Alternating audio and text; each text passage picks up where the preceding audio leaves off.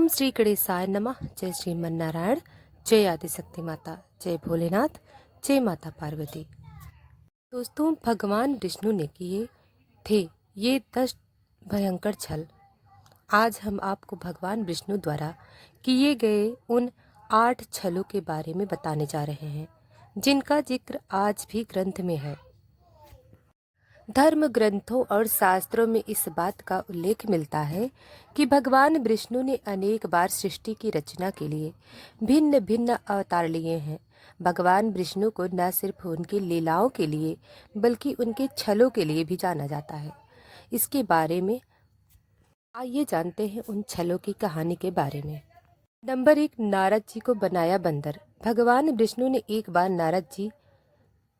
नारद जी ने क्यों दिया था भगवान विष्णु को श्राप को बंदर बना दिया था। इसके पीछे का कारण यह था कि नारद जी को इस बात का घमंड हो गया था कि वह सांसारिक मोह माया से ऊपर उठ चुके हैं और उनका यही घमंड तोड़ने के लिए श्री हरि विष्णु ने उन्हें बानर का रूप दे दिया। नारद जी ने भगवान विष्णु से ही उनके जैसा सुंदर स्वरूप मांगते हुए हरि स्वरूप की इच्छा जताई। हरि के 2 अर्थ होते हैं, विष्णु और बानर। श्री हरिनारायण ने छल कर नारद जी को बंदर का मुख दे दिया। इसके बदले नारद जी ने उन्हें पत्नी वियोग का श्राप दिया, जिसके कारण भगवान विष्णु राम रूप में अवतरित हुए। एक बार भस्मासुर नाम के एक राक्षस ने भगवान शिव की तपस्या कर उन्हें प्रसन्न कर लिया और वरदान में यह मांगा कि वह जिसके भी सिर पर हाथ रखे वह भस्म हो जाए। भगवान शिव ने भस्मासुर को वरदान दे दिया। भस्मासुर ने भगवान शिव के शीश पर हाथ रख उन्हें ही भस्म करने की कोशिश की, लेकिन शिव जी वहां से विलुप्त हो गए और भगवान विष्णु के पास सहायता के लिए पहुंचे। तब भगवान विष्णु ने सुंदर कन्या का रूप धर भस्मासुर को नृत्य के लिए प्रेरित किया और नृत्य मुद्रा के नाम पर उसके हाथ उसके ही शीश पर रखवा दिया, जिससे वह खुद ही भस्म हो गया। देवी वृंदा को छला। भगवान शिव का ही अंश जलंधर की पत्नी थी। देवी वृंदा जलंधर के भय से सृष्टि कांप उठी थी। जलंधर को हारा पाना मुश्किल था, क्योंकि देवी वृंदा विष्णु भक्त थी और पवित्रता के साथ साथ सात्विक सतीत्व में भी उत्तम थी। हर बार जलंधर के बस में उनकी शुद्ध और कठोर विष्णु भक्ति आड़े आ जाती थी।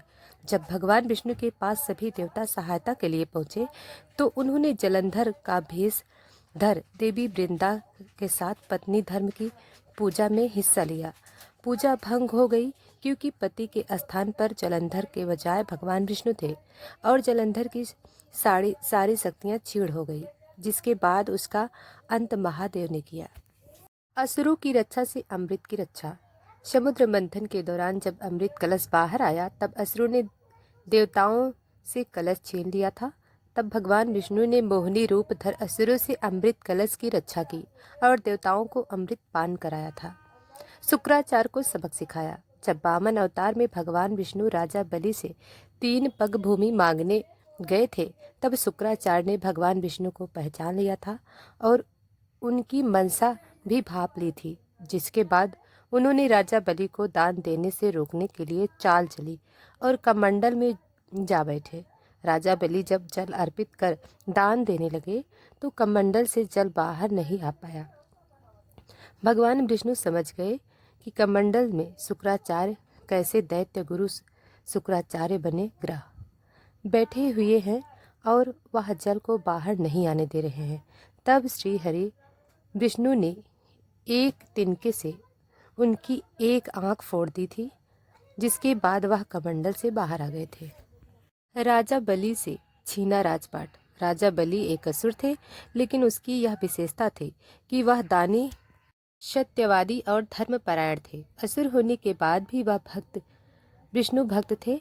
धर्म परायणता के साथ ही उन्होंने तीनों लोकों पर अपना आधिपत्य जमाया था, मगर देवताओं को अपना शासन वापस चाहिए था, जिसके लिए भगवान विष्णु की स्तुति कर उनसे अपना राजपाट वापस मांगा। तब भगवान विष्णु ने वामन रूप धर बलि से 3 पग भूमि मांगी और उन 3 पगों में पूरा ब्रह्मांड नाप लिया। महादेव से छीना बद्रीनाथ। भगवान विष्णु को तपस्या के लिए एक स्थान की आवश्यकता थी। भगवान विष्णु को बद्रीनाथ याद आया, तब भगवान विष्णु वहां पहुंचे तथा भगवान शिव और माता पार्वती पहले से ही मौजूद थे। महादेव और आदि शक्ति को कुटिया से बाहर बुलाने के लिए भगवान विष्णु ने एक बालक का रूप लिया। भगवान विष्णु कुटिया के बाहर रोने लगे। बच्चे की रोने की आवाज़ सुन माता पार्वती बाहर आई और उस बच्चे को अंदर सुलाकर महादेव के साथ नदी के किनारे चली गईं।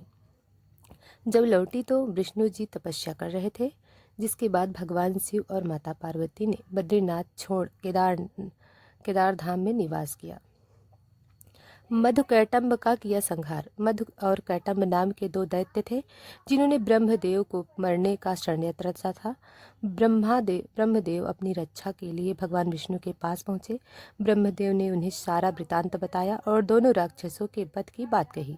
समस्या थी कि दोनों दानवों की इच्छा मृत्यु का वरदान प्राप्त था, लिहाजा भगवान ने छल का सहारा लिया और उन दोनों को सम्मोहित कर भगवान विष्णु के हाथों मरना स्वीकार होने की बात को मनवा लिया, जिसके बाद दोनों दैत्यों को के तथास्तु बोलते ही भगवान विष्णु ने उनका शीश अपने सुदर्शन चक्र से काट दिया। तो दोस्तों, ये थे भगवान विष्णु के वो 8 छल। दोस्तों, अगर वीडियो पसंद आई हो तो लाइक और सब्सक्राइब करें। धन्यवाद।